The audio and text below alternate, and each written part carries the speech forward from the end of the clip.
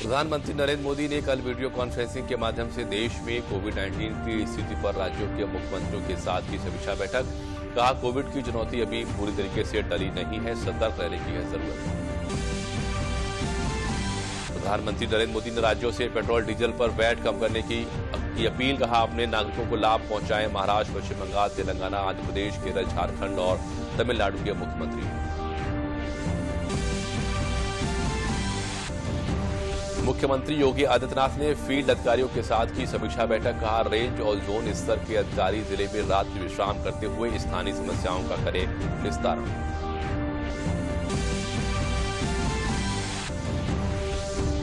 मुख्यमंत्री योगी आदित्यनाथ ने आगामी 3 मई को होने वाले त्योहारों पर अतिरिक्त संवेदनशीलता और सतर्क रहने के दिए निर्देश। कहा, आस्था का पूरा सम्मान है, लेकिन सार्वजनिक प्रदर्शन कर दूसरों को परेशान करने की अनुमति नहीं।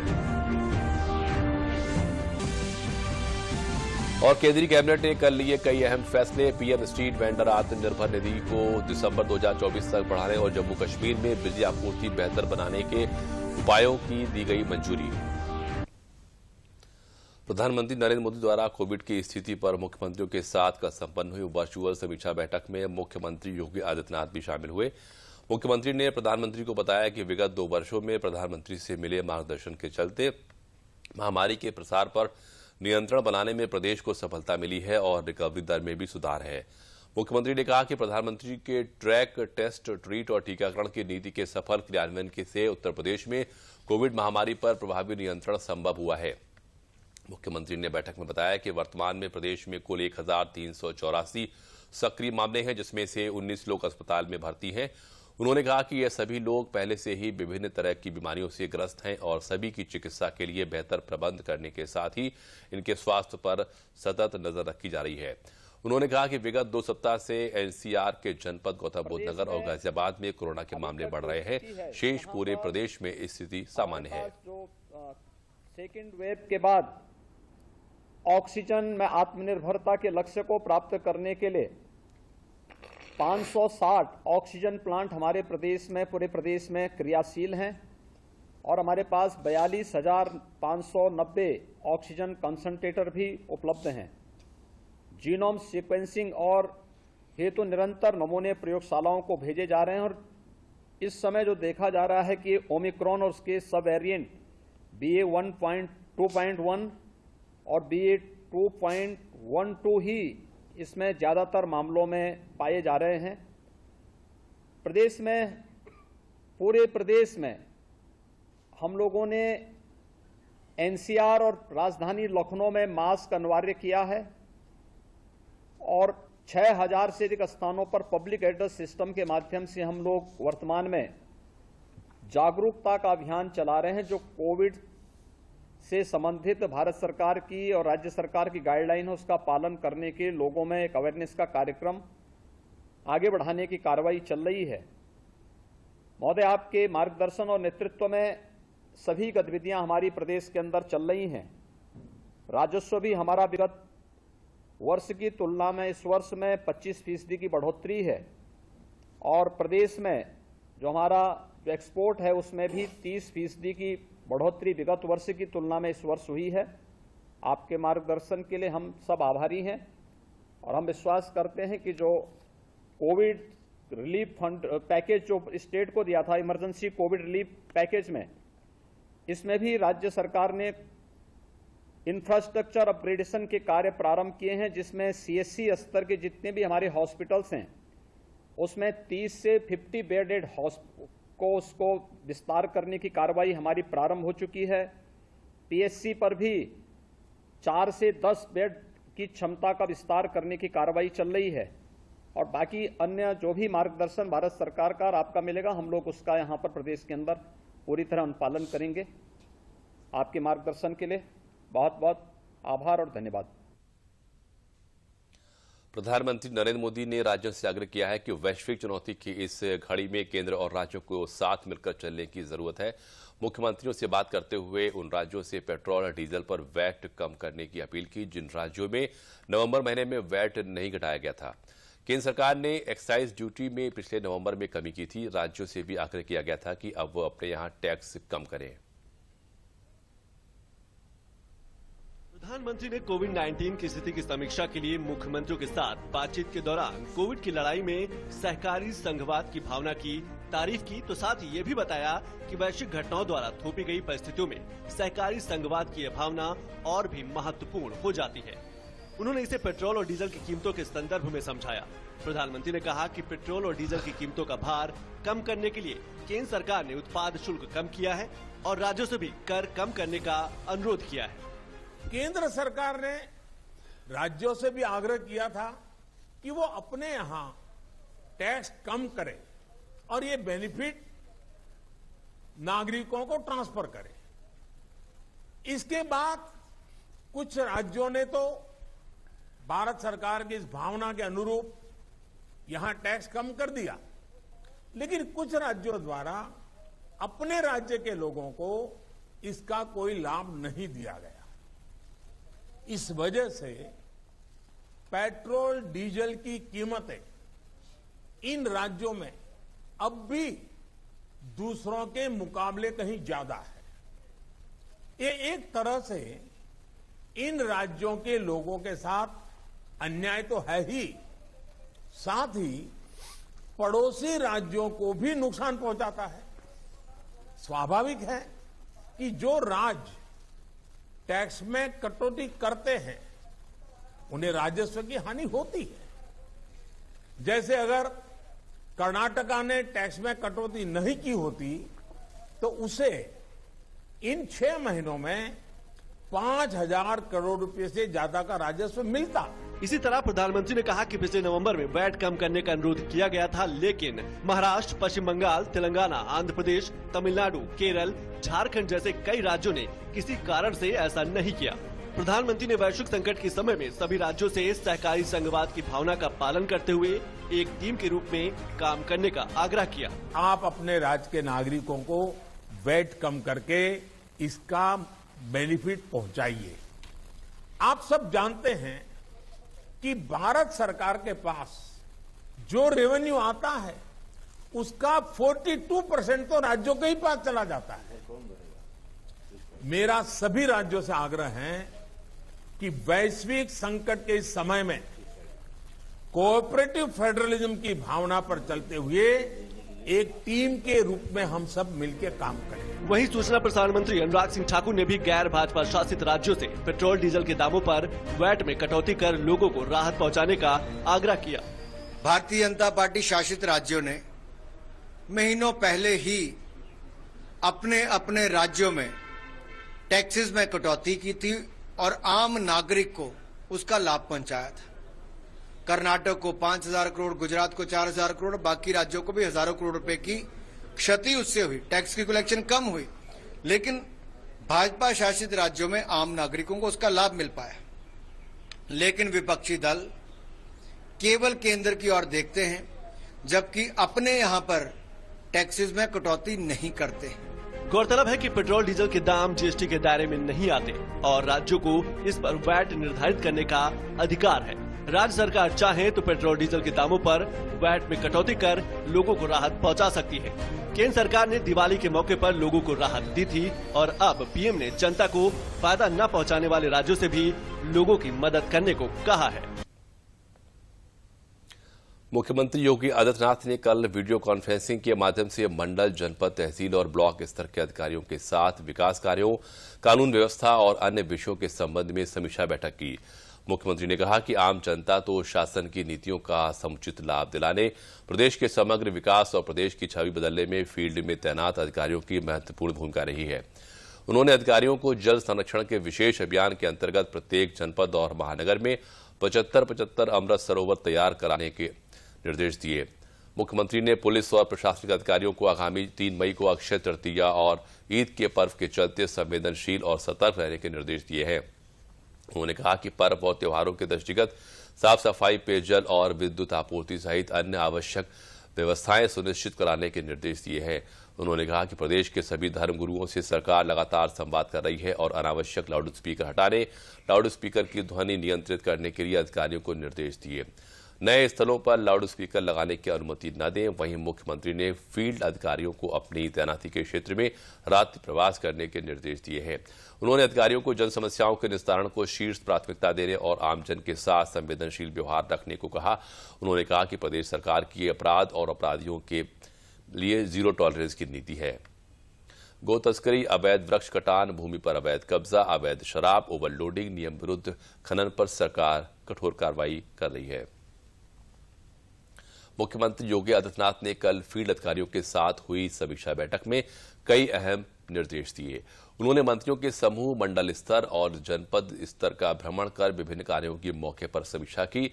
वहीं फील्ड अधिकारियों को रात्रि विश्राम करते हुए स्थानीय समस्याओं की जानकारी कर आवश्यक कार्रवाई करने के निर्देश दिए। जिलाधिकारी और पुलिस कप्तान को माह में कम से कम एक बार अलग अलग तहसील और सर्किल में रात्रि विश्राम के निर्देश दिए। शिक्षा के क्षेत्र में उन्होंने स्कूल चलो अभियान को और प्रभावी बनाने पर भी जोर दिया। वहीं प्रदेश में 15 से 17 तथा 12 से 14 वर्ष आयु वर्ग के बच्चों के टीकाकरण में तेजी लाने और 18 वर्ष से अधिक के लोगों को बूस्टर डोज लगाने के निर्देश दिए। कोविड की भावी चुनौतियों के दृष्टिगत आगामी 1 और 2 मई को पूरे प्रदेश में एक साथ अस्पतालों में मॉक ड्रिल का आयोजन किया जाएगा।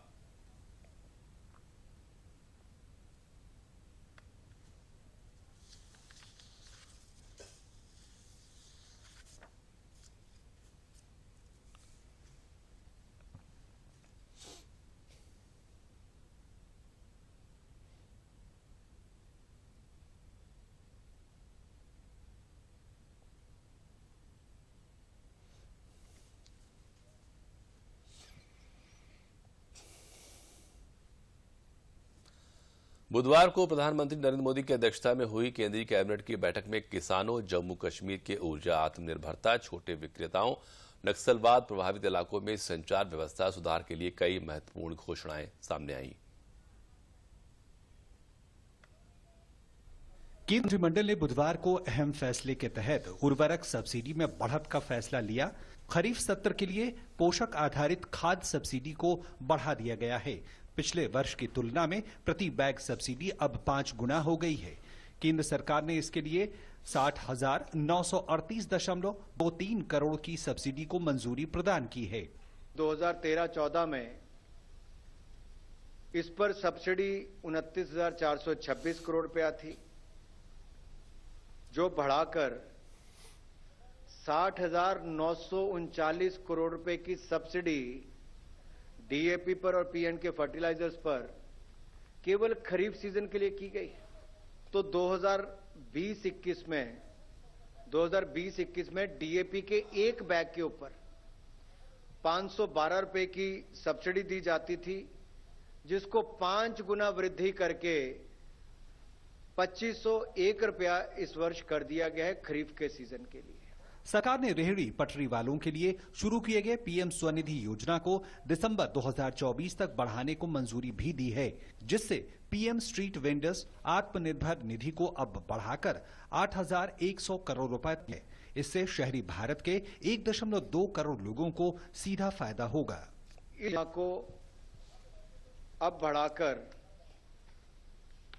दिसंबर 2024 तक बढ़ा दिया जाएगा, यानी कि मार्च 2022 से दिसंबर 2024 तक इसको आगे बढ़ाया गया है। इसमें सारे ही कोलेटरल फ्री लोन मिलते हैं और वो अफोर्डेबल भी होते हैं। केंद्रीय मंत्रिमंडल ने बुधवार को जम्मू कश्मीर के किश्तवाड़ जिले के चिनाब नदी पर 540 मेगावाट की क्वार हाइड्रो इलेक्ट्रिक परियोजना को मंजूरी प्रदान की। परियोजना से 197.5 करोड़ यूनिट बिजली का उत्पादन होगा और परियोजना के लिए 4,526.12 रुपए की मंजूरी दी गई है। एनएचपीसी इसको बनाएगा। इसमें 51% हिस्सेदारी चिनाब वैली प्रोजेक्ट की रहेगी, जो इसकी सब्सिडी एनएचपीसी की, और बाकी जम्मू कश्मीर पावर कॉरपोरेशन का उसमें 49% हिस्सा रहेगा। इसके अलावा जो बाकी 3 प्रोजेक्ट किरू, पकलदुल और रातले, ये लगभग 3,000 मेगावाट कुल मिलाकर चारों प्रोजेक्ट बन जाएंगे। 23,000 करोड़ का इसके ऊपर निवेश आएगा। एक और अहम फैसले के तहत वामपंथी उग्रवाद प्रभावित क्षेत्रों में बेहतर इंटरनेट और डेटा सेवाओं में सुधार के लिए 2G मोबाइल सेवाओं को 4G में अपग्रेड करने के लिए यूनिवर्सल सर्विस ऑब्लिगेशन फंड परियोजना को मंजूरी दी गई। इसके साथ ही कैबिनेट ने भारतीय डाक भुगतान बैंक के लिए 820 करोड़ रुपए के वित्तीय समर्थन को मंजूरी दी है, जिससे सभी डाक शाखाओं पर बैंकिंग सुविधाओं का विस्तार हो सकेगा। बीजेपी के 3 दिवसीय प्रशिक्षण कार्यक्रम के समापन सत्र में कल प्रदेश के उप मुख्यमंत्री केशव प्रसाद मौर्य बाराबंकी पहुंचे।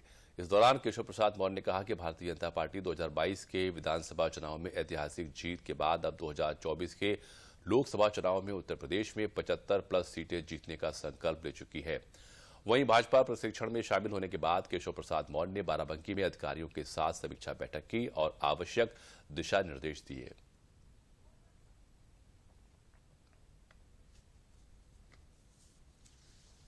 भारतीय जनता पार्टी लगातार संगठन गढ़े चलो, सुपंथ पर बढ़े चलो, भला हो जिसमें देश का, समाज का, गरीब का, किसान का, मजदूर का, नौजवान का, महिलाओं का, वह काम सब किए चलो। उसी के क्रम में आज समापन सत्र का के कार्यक्रम में हिस्सा लेने के लिए आया हूँ। 2022 में अभी भारतीय जनता पार्टी ने लगातार दूसरी बार ऐतिहासिक विजय दर्ज की है और 2024 में 75+ के संकल्प के साथ हम लोग आगे बढ़ेंगे। बलरामपुर में नगरपालिका और नगर पंचायत क्षेत्र में रहने वाले लोगों के लिए प्रधानमंत्री आवास योजना शहरी वरदान के रूप में साबित हो रही है। जिन लोगों के पास जमीन तो थी लेकिन घर बनाने के लिए पैसे नहीं थे, उन्हें पीएम आवास योजना शहरी के अंतर्गत पक्के मकानों का लाभ मिला है। साथ ही लोगों को उज्ज्वला योजना में सिलेंडर, उजाला योजना के तहत बिजली के कनेक्शन का लाभ मिला है।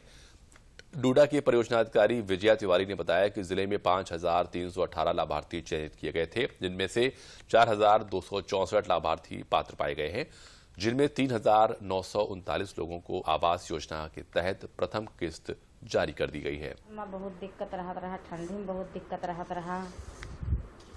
अब तो सही है, बनेगा घर, सरकार दी तो बनेगा, तो पहले बहुत दिक्कत रहा। अंतरी योजना वाला सिलेंडर मिला है, वही बनाई खाई थे, धुआं नहीं लागत है, आराम मिला है, बच्चे पढ़े जाते हैं, उससे हमारा खाना जल्दी तैयार हो जाता है, बहुत आराम है, धुआं नहीं लागत है। बहुत परेशानी से रहते थे, हमारे पास जमीन था, दूसरे घर में रहे थे, चुवत रहा, इस तरह से रहते हैं, कोई परेशानी से काटे में है, तो बन गया तो अब आराम से रहते हैं। छपरा का था, वो चूता था, पानी जब बरसता था बरसात में, वही सब इधर उधर जाता था, हवा बहर चलता था। तो प्रधानमंत्री की वो योजना वाला वही फार्म वार्म भरवा करके अपन मिला था वो आवास। अब आराम है, यही कि अब बन गया है। हम लोग को बरसात में बहुत तकलीफें पड़ती थी, बच्चों को लेकर रहने के लिए डर लगता था।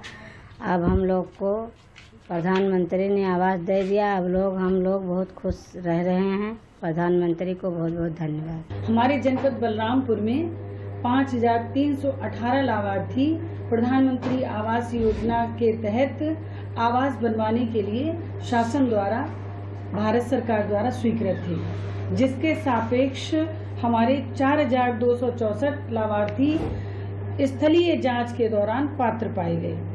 उन पात्र पाए गए लाभार्थियों की 3,939 लोगों को प्रथम किस्त अब मुक्त कर दी गई, जिसके 1,605 लाभार्थियों ने अपने आवास पूरे कर लिए। पूरे करने के बाद उनको तृतीय किस्त अब मुक्त कर दी गई। स्थानीय ब्लॉक क्षेत्र में जल संरक्षण को बढ़ावा देने के लिए प्रदेश में 75 अमृत सरोवर योजना के तहत वाराणसी में 8 ब्लॉकों में अमृत सरोवर का निर्माण होना है। इन सभी तालाबों का क्षेत्रफल 1 एकड़ से अधिक होगा। जहां जमीन उपलब्ध है वहां पर नए तालाब बनाए जाएंगे और जिन ग्रामों में तालाब उपलब्ध है उन तालाबों को मॉडल तालाब के रूप में विकसित किया जाएगा। अब मुख्य विकास अधिकारी अभिषेक गोयल भी मॉडर्न तालाबों के कार्यों की मॉनिटरिंग ब्लॉक तहसील है। 15 अगस्त 2022 तक पूरे जनपद में 75 तालाबों का निर्माण और विकास अमृत सरोवर योजना के तहत हो जाएगा।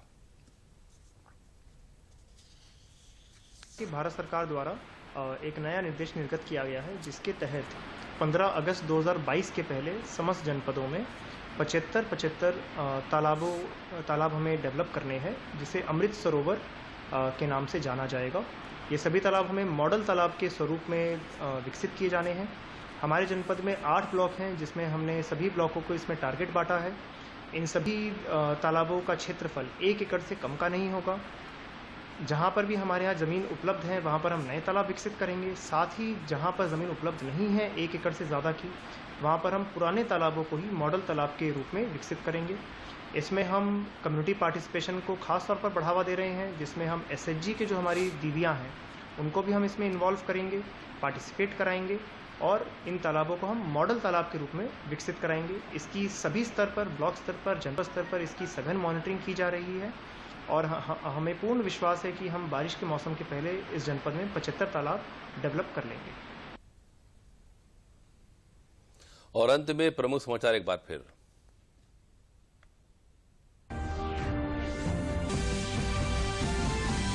प्रधानमंत्री नरेंद्र मोदी ने कल वीडियो कॉन्फ्रेंसिंग के माध्यम से देश में कोविड-19 की स्थिति पर राज्यों के मुख्यमंत्रियों के साथ की समीक्षा बैठक। कहा, कोविड की चुनौती अभी पूरी तरीके से टली नहीं है, सतर्क रहने की है जरूरत। प्रधानमंत्री नरेंद्र मोदी ने राज्यों से पेट्रोल डीजल पर वैट कम करने की अपील। कहा, अपने नागरिकों को लाभ पहुंचाएं महाराष्ट्र, पश्चिम बंगाल, तेलंगाना, आंध्र प्रदेश, केरल, झारखंड और तमिलनाडु के मुख्यमंत्री। मुख्यमंत्री योगी आदित्यनाथ ने फील्ड अधिकारियों के साथ की समीक्षा बैठक। कहा, रेंज और जोन स्तर के अधिकारी जिले में रात्रि विश्राम करते हुए स्थानीय समस्याओं का करें निस्तारण।